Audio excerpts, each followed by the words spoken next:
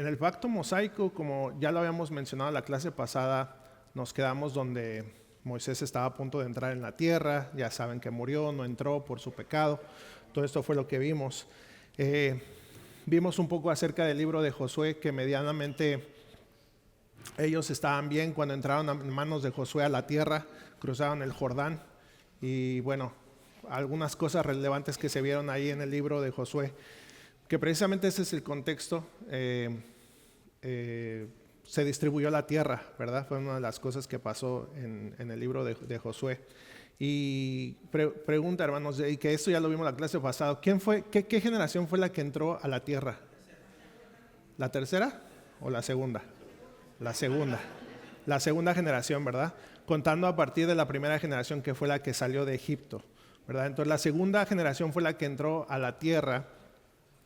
Y bueno, ellos, esta segunda generación ya fue la que salió del desierto y entró a la tierra, ¿verdad? Y la primera pereció en el desierto.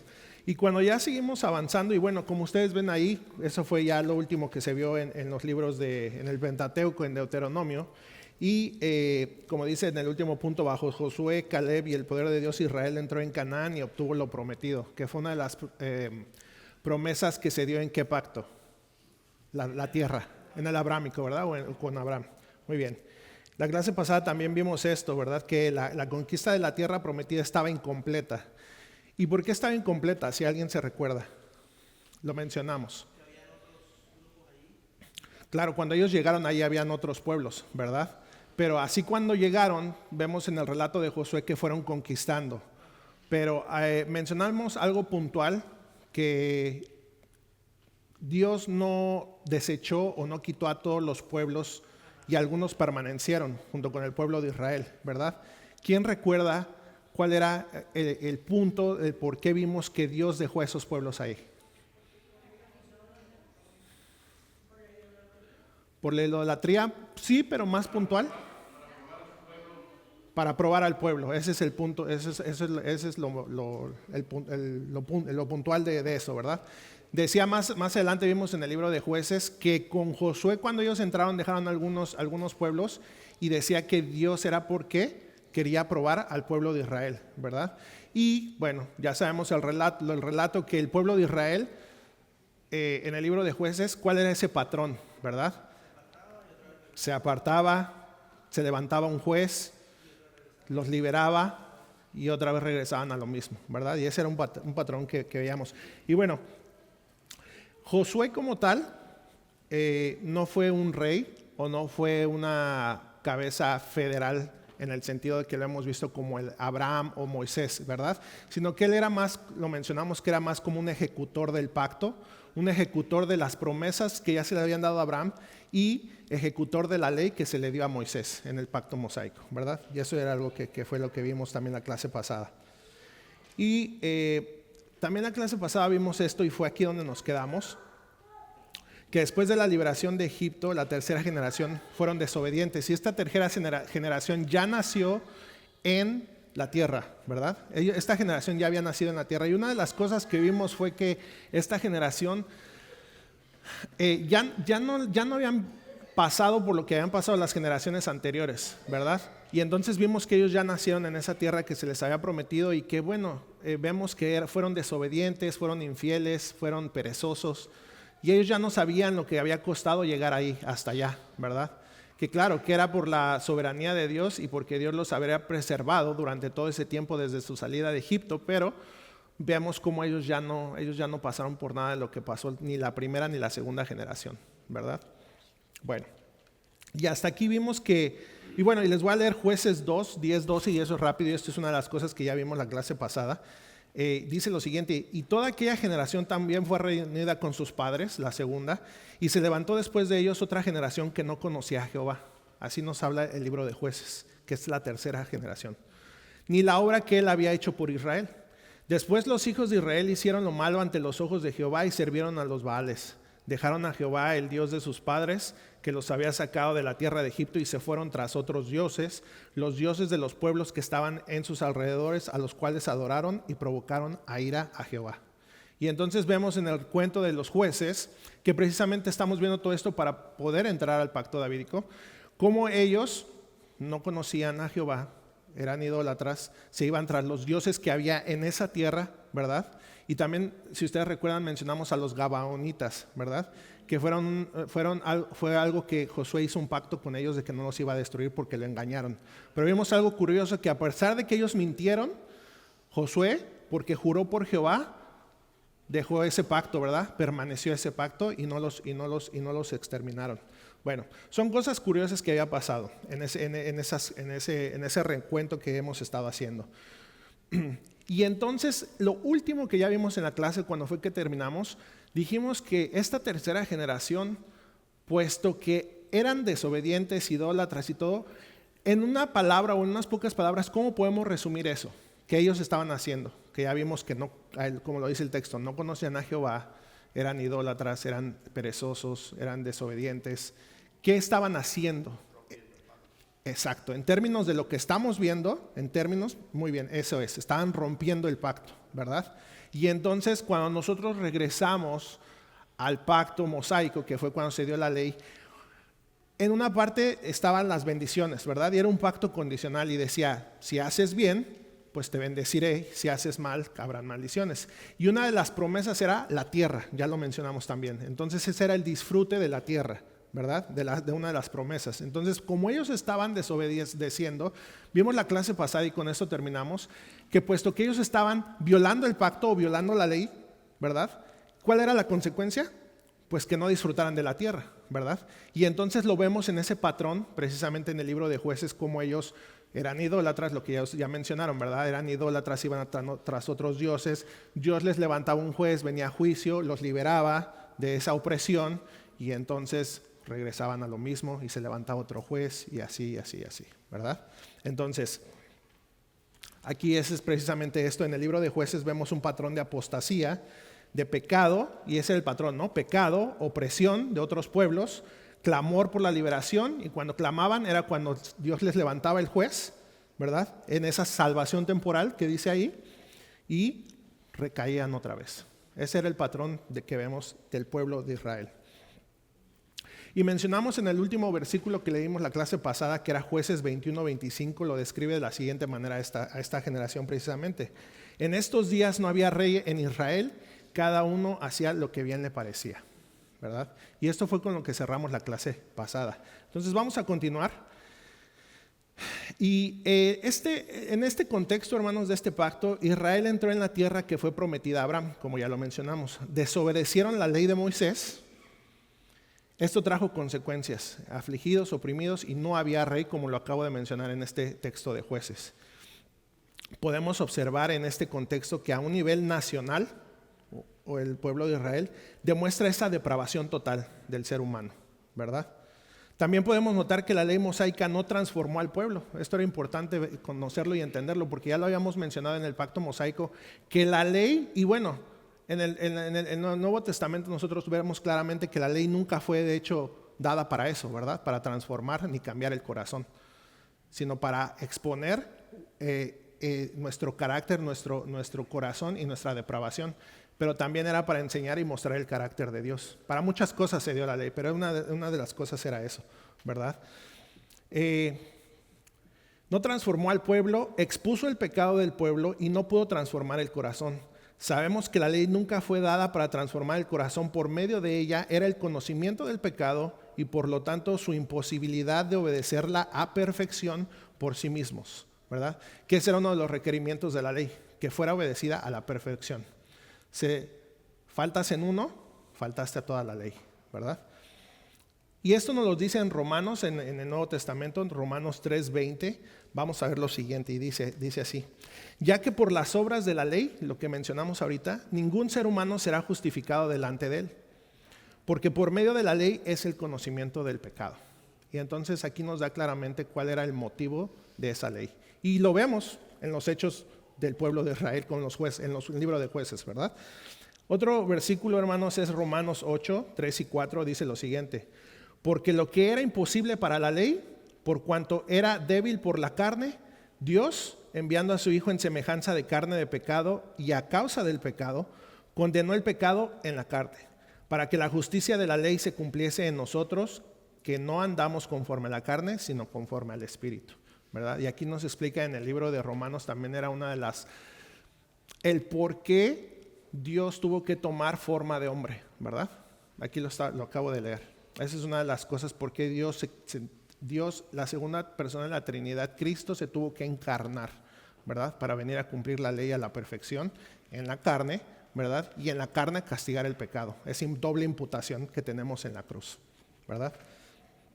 El pueblo de Israel y nosotros necesitamos a alguien que cumpla por nosotros esa ley precisamente, ¿verdad? Ahora, esa imputación de la que estoy hablando, de la doble imputación, que aquí estoy seguro que la mayoría de la iglesia lo conoce, esa doble imputación necesitábamos esa justicia de Cristo imputada a nosotros y nuestro pecado imputado a Él para que fuera pagada en la cruz.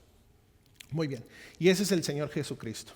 Hasta aquí para seguir en lo siguiente, porque esto fue lo que me faltó la clase pasada. ¿Alguien tiene algún comentario o una pregunta? Si no, para seguir.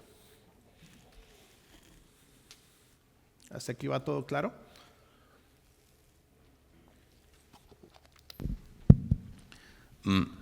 Bueno, nada más como para que siempre nos ayude a nosotros a entender la historia bíblica y los hechos de Dios, siempre debemos tomar en cuenta la soberanía de Dios ante las circunstancias, porque siempre tenemos a un Dios misterioso, un Dios que piensa diferente a nosotros, y nosotros como creyentes, yo no me gusta nunca oír de los labios de un creyente que diga, es que si Adán no hubiera pecado, es que si este rey, que si ese pueblo se hubiera portado bien, todos hubieran entrado, y es que si o sea, nosotros siendo sabios debemos de conocer la mente de Dios, entender que todo está planeado por Dios. Todo lo que vemos, toda la historia de la redención encaja en la mente de un Dios soberano, del Dios que deja hacer los hombres todo lo que quieren, les da libre albedrío y Él es soberano en nuestras decisiones, en todo el ambiente, en el mundo, en lo que ocurre en el universo, y eso es algo muy hermoso para nosotros, porque el mundo no puede entender que un Dios dé vida muriendo, que un Dios gane perdiendo. El mundo no entiende las circunstancias de Dios, ¿verdad? Entonces hay muchas cosas en la Biblia que la mente humana no debe de cuestionar. Por ejemplo, lo que estamos viendo ahí con los jueces, el pueblo se apartaba, ¿verdad? Obviamente ya estamos viendo que Dios se hacía todo esto para obligar al pueblo a que tuviera un rey, pero luego nos vamos a encontrar que cuando ellos piden un rey, a Dios se enoja y les da un rey en su ira. Pero esa era la voluntad de Dios, darles un rey. También no vamos a pensar, oh, qué malos, tenían a Dios por rey. Sí, pero la voluntad de Dios era darles un rey, porque todas esas idas y venidas era que no podían vivir sin un rey. Necesitaban una representación de un reinado, ¿verdad? Y Dios tenía plan de establecer su reino, como lo vas a ver ahorita. Entonces, pero tenía que ser en los términos divinos, no en los términos humanos. Sí. Okay. Sí. Eso va a ayudar un poco a no sentir que hay desajustes en Dios. Sí. Y con lo que está comentando el pastor, la clase pasada, si ustedes recordarán, vimos y leí un texto que no lo voy a volver a leer porque está un poco largo, pero él era en Jueces 2 y el versículo 23 decía lo siguiente, que precisamente fue el recuento que estábamos haciendo, que dice, por esto dejó Jehová a aquellas naciones, sin arrojarlas de una vez cuando entraron a la tierra, ¿verdad? Y no las entregó en manos de Josué, pero ¿qué era? Para probarlos, ¿verdad? Era para probarlos a Israel. Y precisamente, de alguna manera, lo podemos decir, para exponer que esa ley, como ya lo mencionamos, no iba a transformar al pueblo de Israel, sino que ahí estando con otros pueblos, ¿qué iba a pasar? Una y otra vez se iban a ir a los ídolos. ¿Qué pasó en el desierto? Igual, una y otra vez se iban a los ídolos, a la idolatría, ¿verdad? Y entonces es el mismo patrón que vemos, ¿verdad? Si ustedes recuerdan todo el recuento en el desierto cuando ellos fueron liberados de Egipto, Jueces, y entonces a través de la historia lo vemos así. Podemos decir que nosotros como seres humanos tenemos ese patrón, ¿verdad? Que siempre alejándonos de Dios. Muy bien. Ajá, exactamente. Sí. Pues de hecho debemos reconocer que desde el principio en Adán y posteriormente bajo la ley, definitivamente uno de los propósitos de Dios al al ponerlos en esa situación, vamos a decir, bajo un pacto de obras, pues era demostrarle al hombre que por las obras de la ley nadie puede ser justificado, nadie va a alcanzar el favor de Dios. Entonces, el libro de los jueces es una demostración de eso también, otra vez. Ellos necesitaban a alguien que los representara, a alguien que los libertara, no temporalmente, sino definitivamente. Y obviamente todo eso apuntaba a un rey y un reinado, que pues es lo que vamos a entrar a ver precisamente después, ¿no? Pero ese es el punto. Sí. Por las obras de la ley nadie se puede presentar delante de Dios, necesitamos a uno que nos represente. A un representante.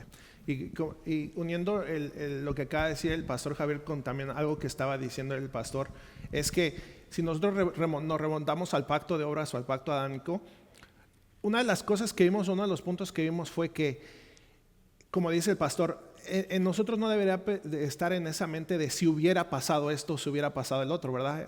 Porque ya que su soberanía de Dios así lo quiso, ¿verdad? Entonces, pero uno de los puntos que vimos como para defensa de nuestra fe y defensa de lo que estamos viendo es que en el pacto de obras vimos que si hubiera sido Adán el que no hubiera pecado, ¿verdad? La consumación, esto es algo creo que importante y por eso lo traigo otra vez, la consumación del reino y quien iba a desplegar el reino en la tierra hubiera sido Adán y no Dios. Se le hubiera dado eso y era algo importante que nosotros teníamos que entender. Si Adán hubiera obedecido a la perfección lo que se le dijo, y era que sojuzgar la tierra y todo lo que nosotros ya sabemos, y no hubiera pecado, la consumación de ese reino iba a ser en méritos de Adán, del hombre. Pero sin embargo sabemos que llegará a su soberanía y en ese plan eterno y en ese plan soberano, Dios era el que tenía que consumar eso, más no el hombre, ¿verdad? Es importante entender eso. Bueno, vamos a seguir. Y bueno, seguimos en el contexto, hermanos. Y para poder estudiar este pacto, el pacto davídico, tenemos también que notar, como lo dijo ahorita el pastor, que David no fue el primer rey, ¿verdad? Ustedes ya saben. Fue Saúl el primer rey de Israel, que tuvo Israel. Y la razón que las escrituras nos dan yo lo dividí en dos y vamos a ver primero es unas y luego vamos a seguir desarrollando y vamos a ver la otra. Pero una de las razones que nos da es que, bueno, pregunta para ustedes, ¿ustedes recuerdan quién fue el último juez de Israel? Antes de entrar precisamente, y se los pregunto porque ya es precisamente antes de entrar a este pacto, ¿verdad? ¿Perdón? No, Samuel. Samuel fue el último rey, el último juez, perdón, de Israel. Claro, si ustedes leen las escrituras, dice que ahí porque ya era viejo, él ya iba a apuntar a sus hijos, pero sus hijos no eran buenos candidatos, si lo podemos decir así. Entonces, una de las razones que nos da precisamente las escrituras era que el hecho de que Samuel ya había envejecido, puso a sus hijos, que eran Joel y Abías, por jueces de Israel, pero ellos fueron avaros y se dejaban sobornar.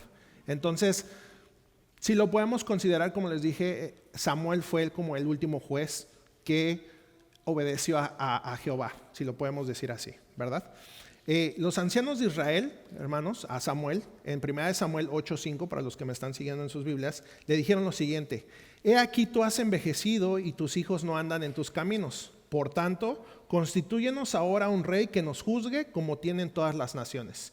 Y ahí vamos a ir viendo unas cosas claves, y ustedes si lo van notando, y vamos a ir desarrollándolo. Y aquí tenemos que pausar un momento.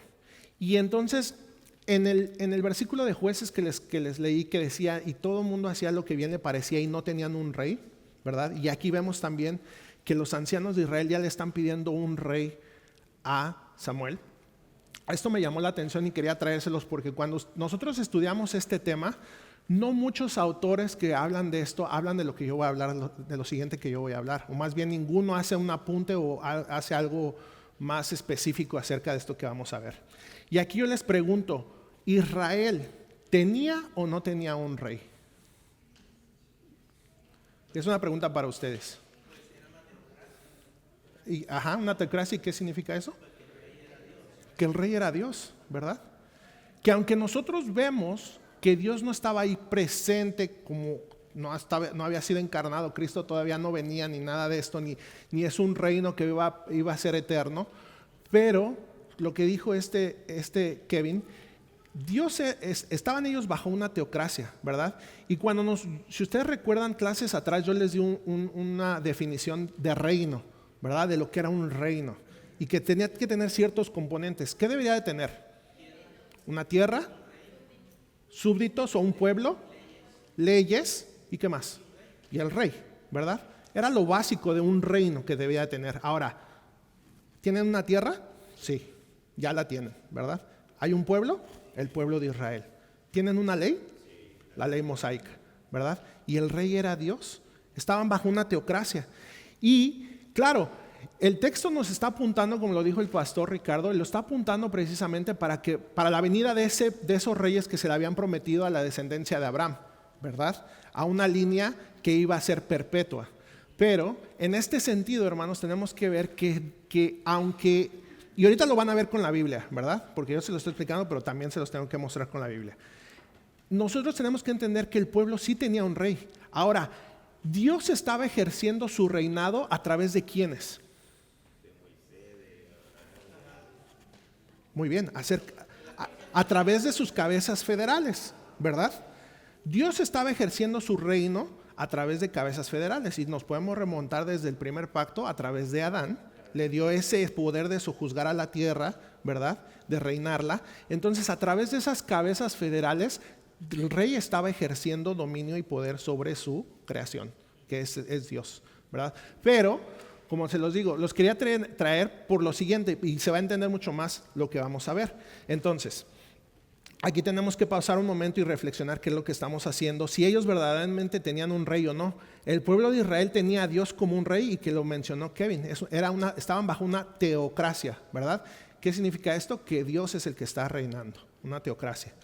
Dios a través de la historia había gobernado desde el principio por medio de un representante o una cabeza federal, que era lo que ustedes acaban de mencionar. Líderes o profetas o jueces o un ejecutor de la ley, que en este caso podría ser Josué, un tipo de libertador o mediador como lo era Moisés, ¿verdad? Dios nunca dejó a su pueblo solo. Eso es importante que lo notemos. Que se rigieran como ellos quisieran. Dios siempre gobernó a su pueblo a través de lo que estamos mencionando. Éxodo 6:7 dice lo siguiente: y os tomaré por mi pueblo, y aquí para demostrar con la Biblia que Dios siempre ha sido el rey, ¿verdad? Y os tomaré por mi pueblo y seré vuestro Dios, y vosotros sabréis que yo soy Jehová vuestro Dios. Esto es en Éxodo. En Levítico 26:12. Y andaré entre vosotros y yo seré vuestro Dios y vosotros seréis mi pueblo. Entonces, cuando vemos en este contexto de este pacto que estamos estudiando, vemos a Saúl que vino a ser rey por motivos muy distintos de lo que estamos viendo, o de las promesas que se habían hecho, ¿verdad? Como lo dijo el pastor, ya conforme al corazón del hombre y no conforme al corazón de Dios.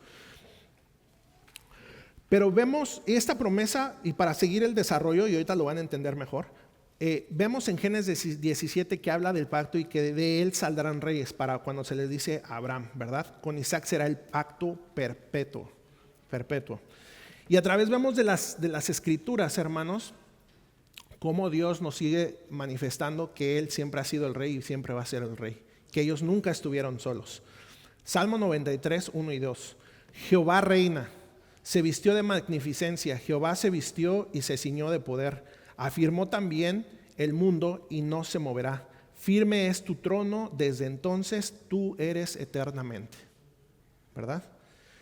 David, que eso lo vamos a ver ya más adelante, y por cierto adelanto para decirles que a partir de la siguiente clase el pastor Javier es el que va a seguir con este pacto. Pero David, reconociendo el poder y el reinado de Dios, dice lo siguiente en Primera de Crónicas 29, 10 al 11.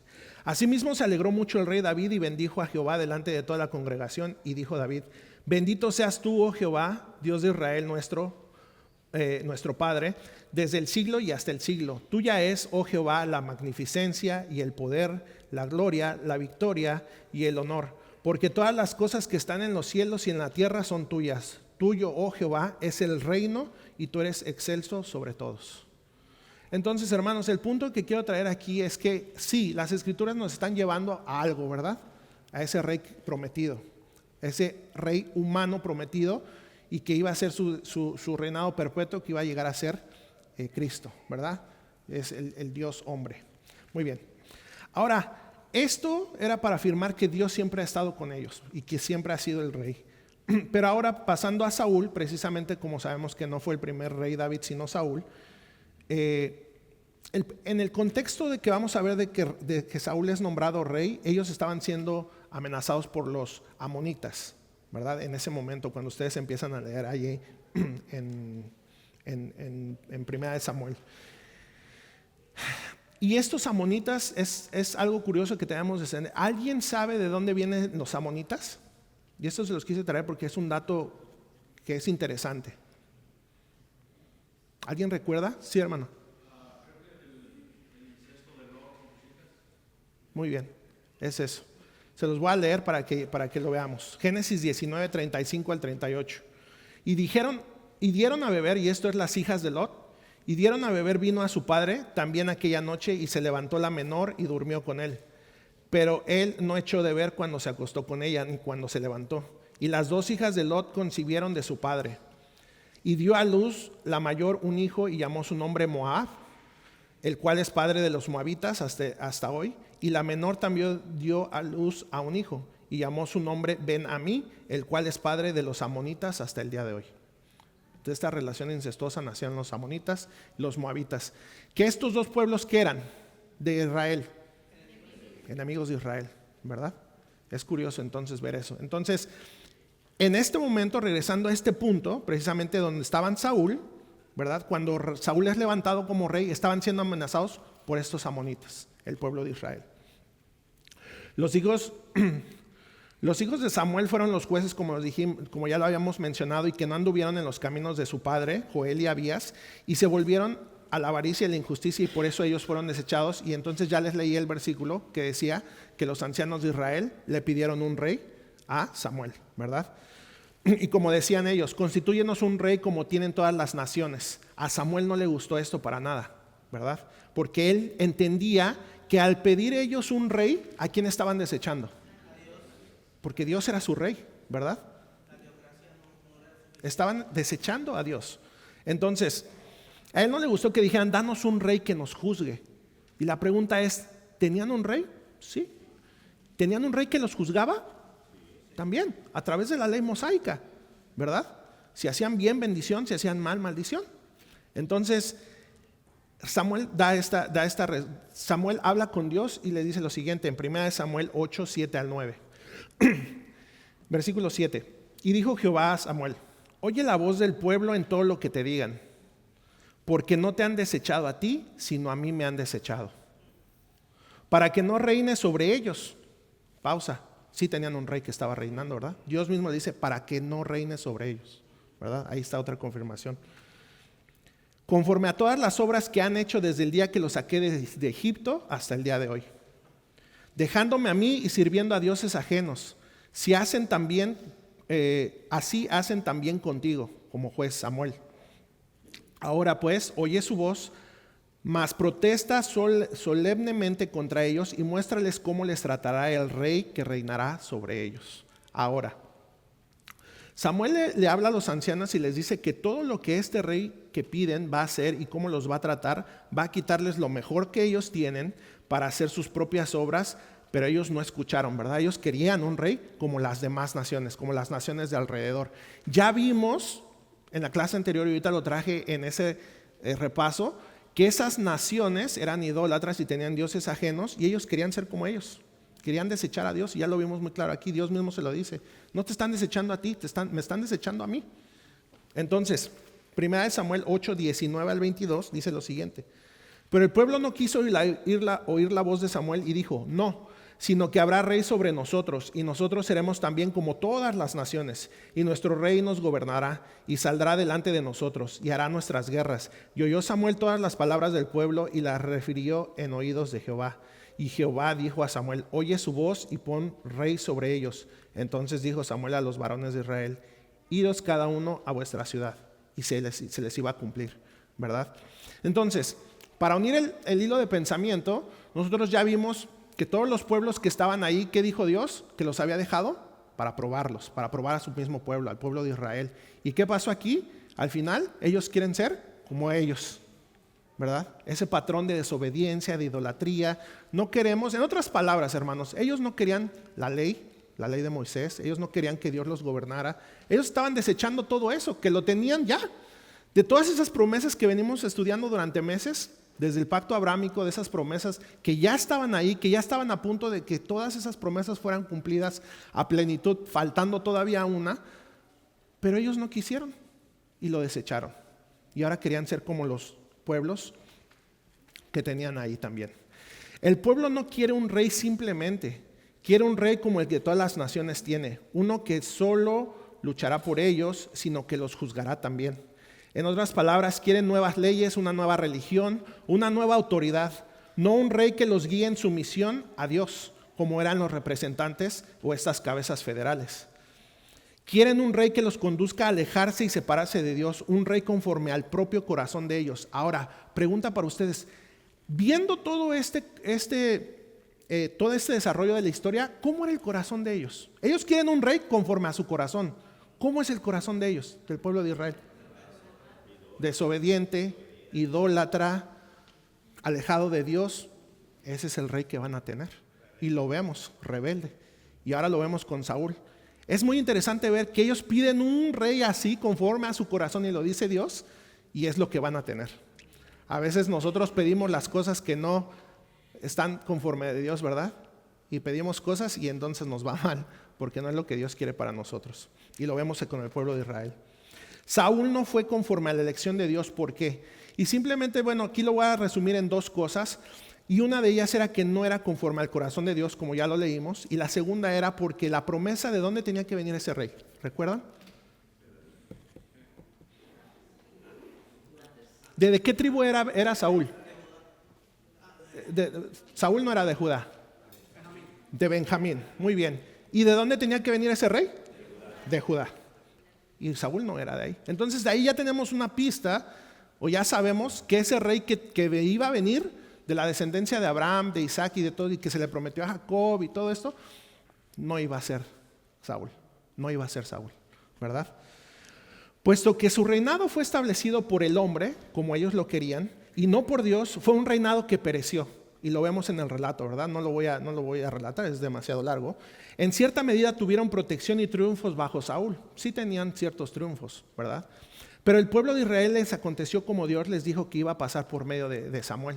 Cuando les dijo que este rey los iba a tener opresión, iba a quitar lo mejor de ellos. Y ustedes también, ahorita empiecen a recordar, no lo voy a mencionar porque ya lo mencionamos varias veces, pero cuando vimos el pacto mosaico, vimos cómo la ley gobernaba ¿a quiénes? A los reyes, ¿verdad? Y yo les di ciertos puntos ahí.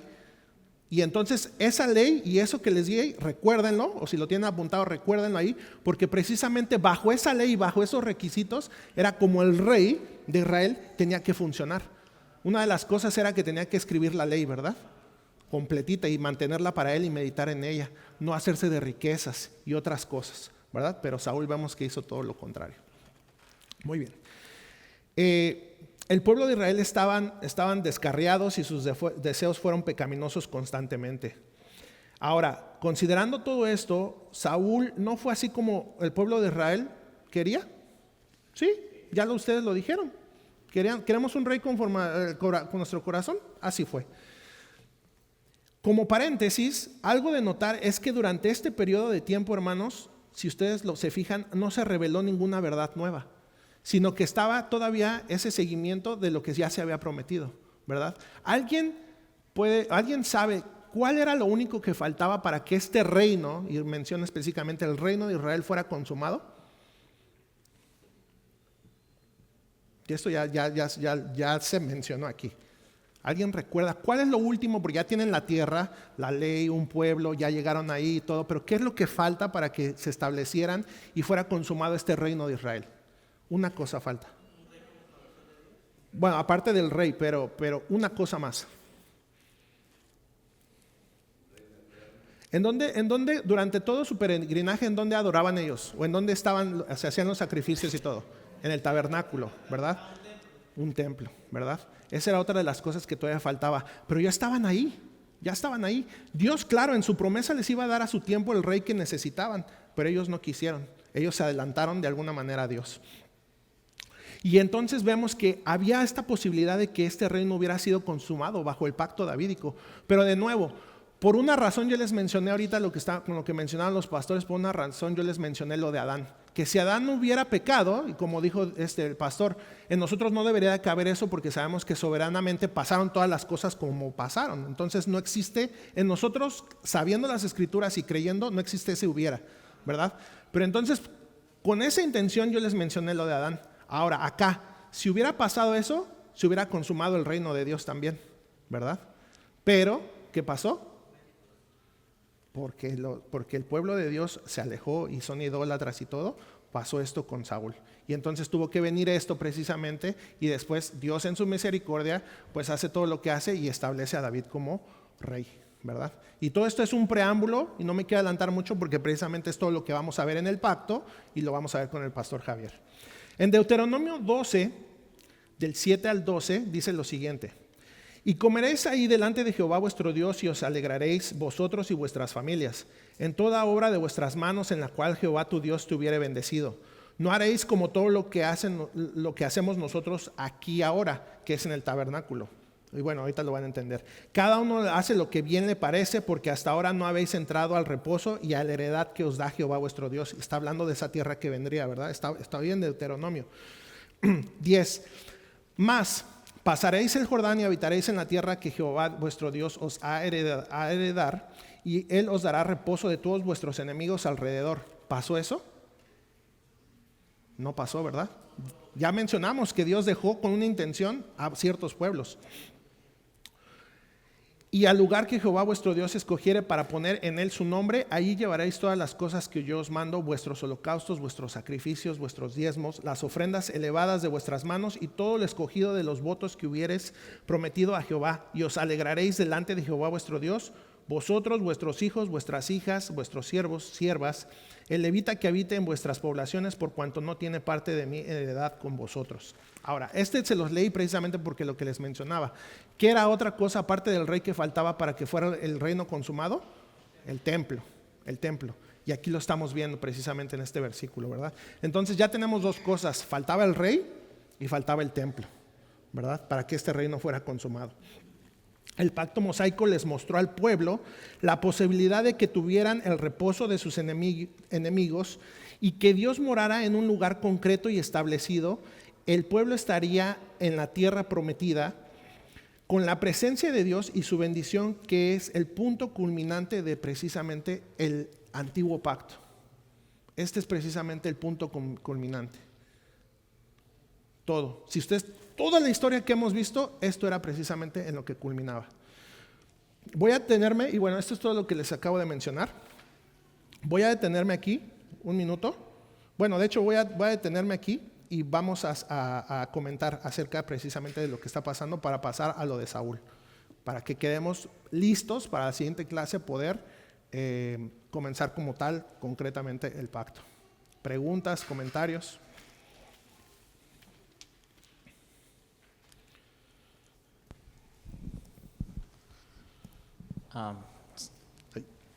Aquí vemos una vez más el patrón de lo que sucedió cuando se iba a establecer el pacto mosaico.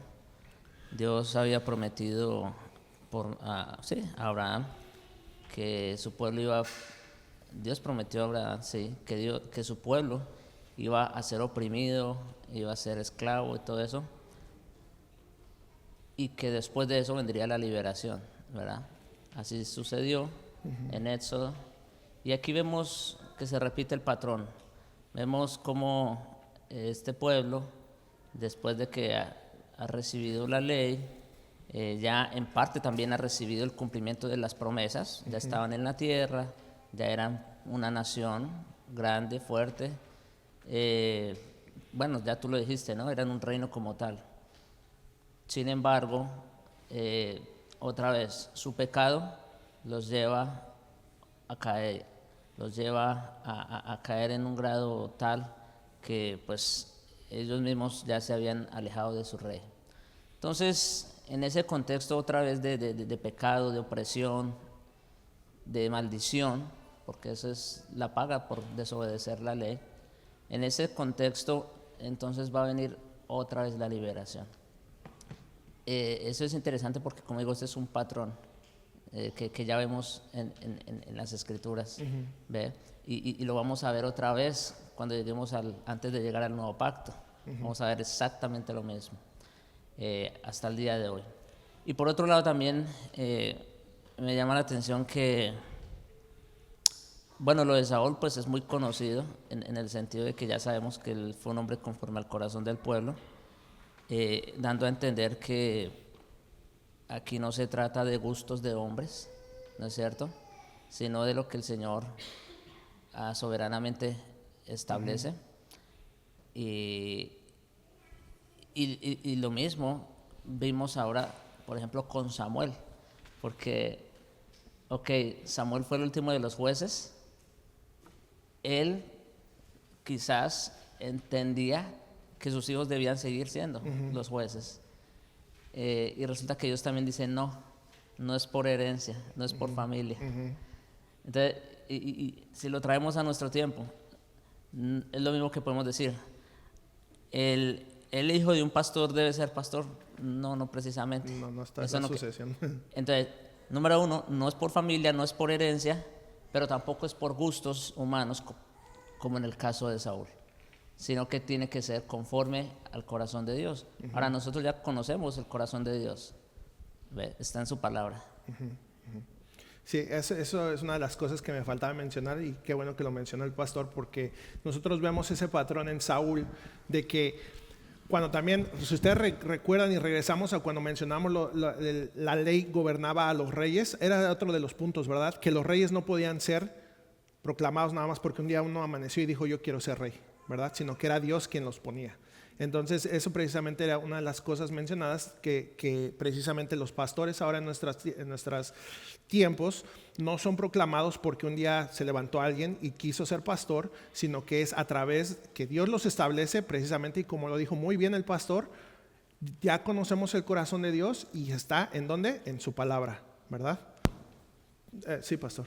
Sí, mire, cuando tocamos ese tema, y yo ya lo he dicho muchas veces aquí, cuando hablamos acerca de que David era un rey conforme al corazón de Dios. Yo he escuchado los pastores más sofisticados de la reforma, los referentes, diciendo, acuérdense que David tenía un corazón conforme al corazón de Dios. O sea, ellos entienden eso. Cuando nosotros le decimos a la gente que no dice eso el texto, nos ven con unos ojos grandotes, como diciendo, ¿qué? Pero mira, si te pones a ver ahorita que te estaba escuchando explicar que el pueblo pidió un rey conforme a su corazón. Pregunta, ¿me entiende? ¿Acaso el corazón piensa, o sea, qué es lo que está diciendo? Que el pueblo pidió un rey conforme a su voluntad de ellos. ¿Sí me entiende? Eso es el corazón. Sí. O sea, no que tuviera el corazón de ellos, sino conforme a la voluntad de ellos. Pero Dios les dio un rey conforme a la voluntad de Dios. Y ese es el reinado de David. Por eso es conforme al corazón de Dios. No que David tenía un corazón como el de Dios. Porque eso no encaja en la teología. ¿Por qué? Porque Dios no es idólatra, asesino, ni todo lo que hizo David. ¿Me entiendes? Entonces no puede ser eso. Y ellos ponen a David como un santo. No, David era un hombre normal. Claro que fue un hombre de Dios, un hombre redimido, un hombre igual que nosotros, con defectos, pero que realmente fue redimido y perdonado.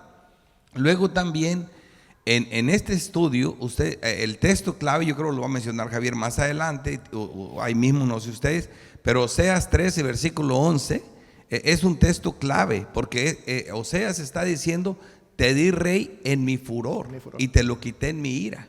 ¿Se me entiende?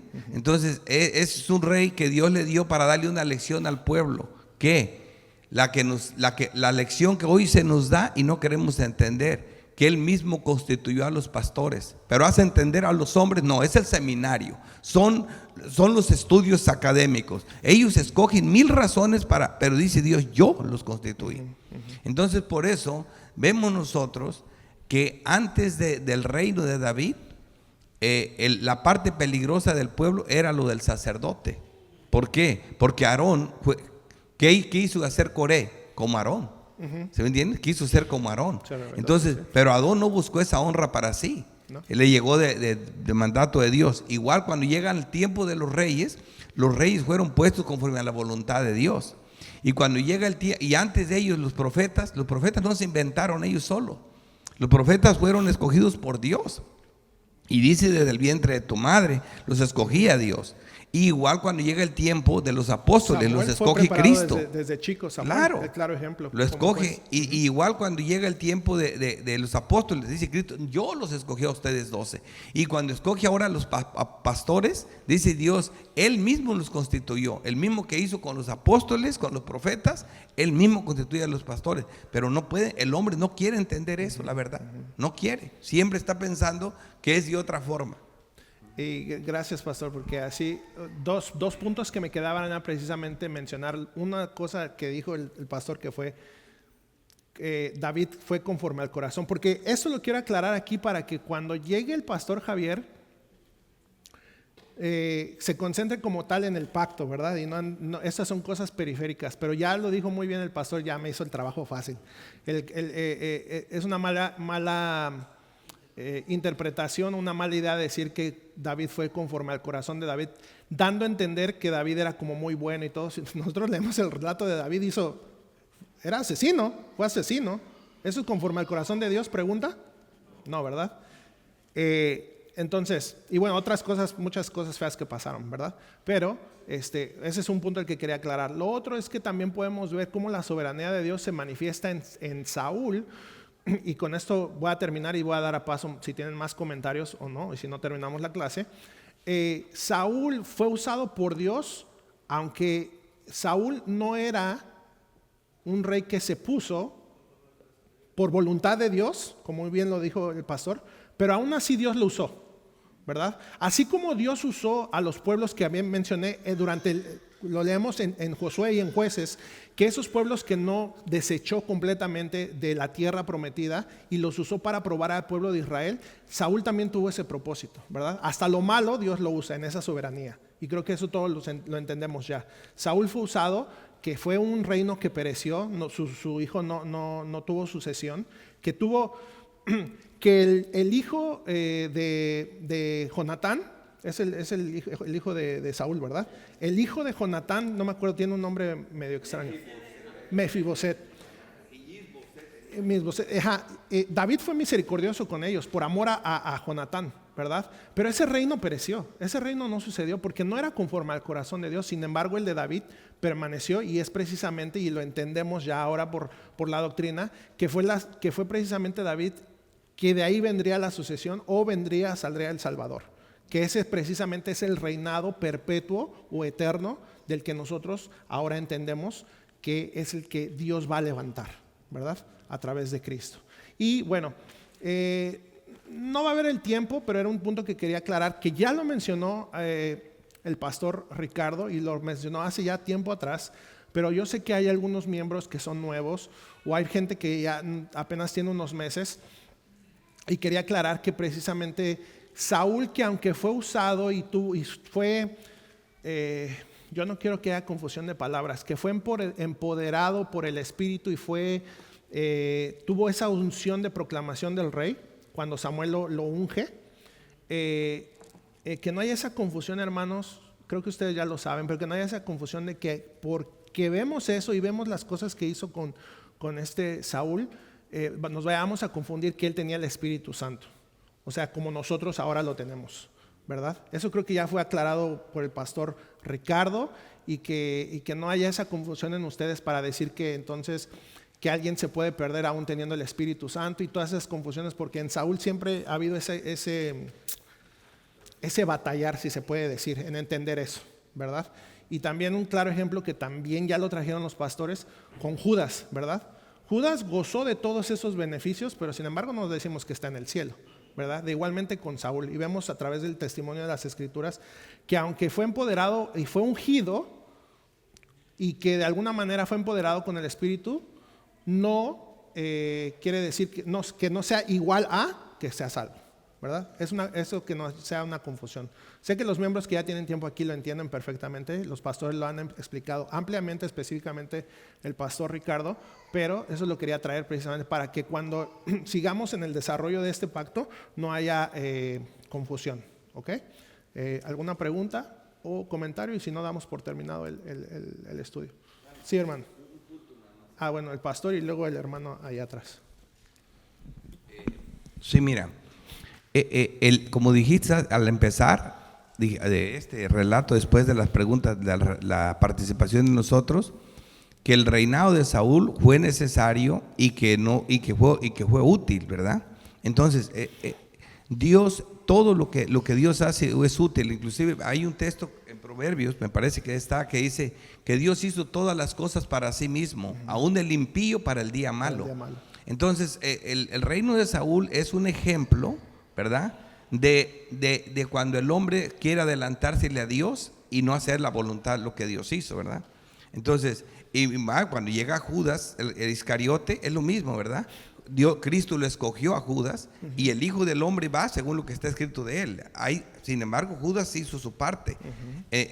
Luego vemos nosotros que Pedro quiso hacer lo mismo. Cuando vio que el puesto de Judas estaba vacante y Dios lo iba a llenar, obviamente, Pedro se le quiere adelantar a Dios y pone a Matías, ¿verdad? Entonces, ninguno de esos casos fue necesario, tenía que suceder. ¿Por qué? Porque tanto Matías, Saúl y Judas son ejemplos de lo que mismo digo, que en estas cosas es Dios el que las va a hacer, es Dios el que las hace, y hasta estos ejemplos negativos deben de estar en la Biblia por voluntad de Dios, no se les salió de control, para mostrarnos quién es el rey, quién es el que manda en la iglesia, quién es el que manda en el universo, y es Dios, para mostrar su soberanía y dejarle las cosas de Dios y esperar en Dios y confiar en Dios.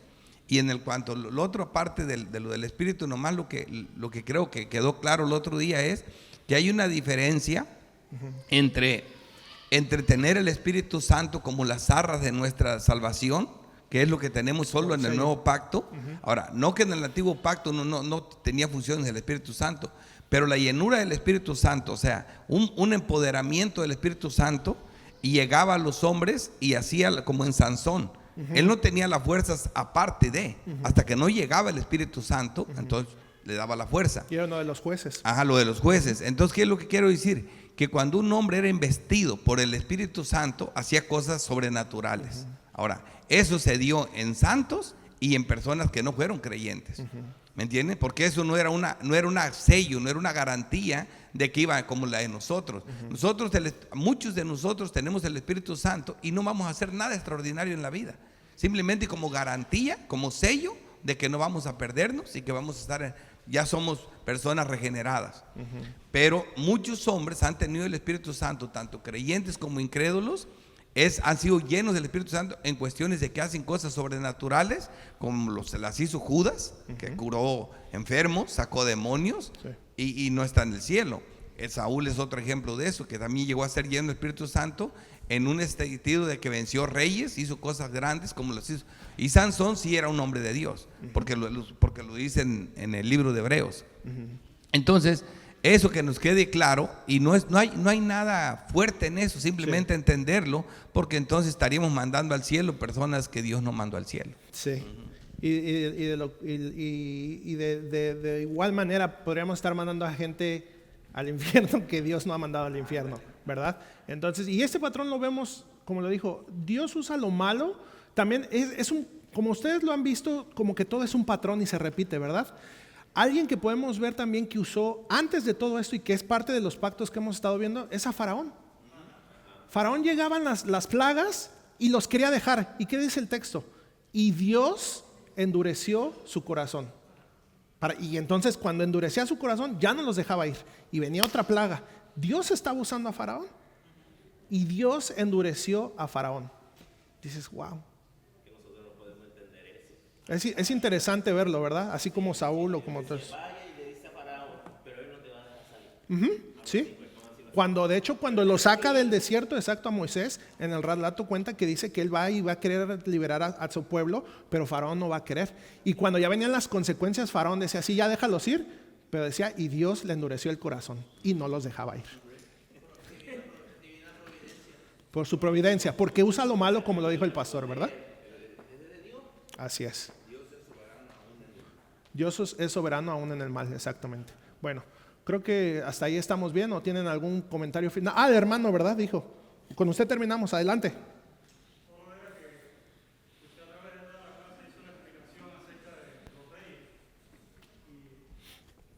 El rey Saúl fue ungido por Samuel ¿Sí? a petición del pueblo, ¿Sí? pero el rey David fue ungido por Samuel a petición de Dios. Sí. Y Existe también una hay algo que diferencia apuntar ahí, bien grande. hermano, agregar, es que también Saúl fue ungido porque eso lo demandaba la ley mosaica, ¿verdad? Eso lo demandaba la ley, ¿verdad? Pero sí, exactamente. Ok, muy bien. Creo que hasta ahí estamos bien. Este es el contexto. Ya vimos lo de Saúl. No me quise enfocar mucho a lo de Saúl. Ustedes creo que ya conocen la historia y ustedes ya conocen todo lo que pasó con Saúl. Pero precisamente fue el primer rey de Israel. Y entonces en ese contexto vamos a entrar ahora al pacto como tal davídico. Vamos a orar. Te damos gracias, Padre, por estos momentos que tú nos das. Que tu palabra siga siendo la que nos revela tu verdad. Que podamos entender a veces esas verdades que nosotros como humanos nos cuestan trabajo entender y que no son difíciles, sino que a veces las malas doctrinas, nuestras malas enseñanzas que tenemos del pasado, nuestras tradiciones, nos hacen ver, Señor, que tú no puedes ser un Dios que usa a los malos, pero en tu soberanía lo entendemos perfectamente con todo lo que hemos estado viendo, que aún hasta el malo tú lo usas para tu honra y tu gloria. Y te damos gracias, Señor. Te damos gracias por este amor y por seguir entendiendo todo este plan de salvación, que nosotros somos beneficiarios de todo esto, que a pesar de que han pasado cientos y cientos de años, hemos visto cómo tu plan soberano se ha cumplido a través de la historia y que ahora nosotros tenemos redención en Cristo, que es ese Rey prometido, ese Rey eterno que desde ese entonces se había prometido a tu pueblo, a nosotros los creyentes. Te damos gracias, Padre, en el nombre de Cristo Jesús. Amén.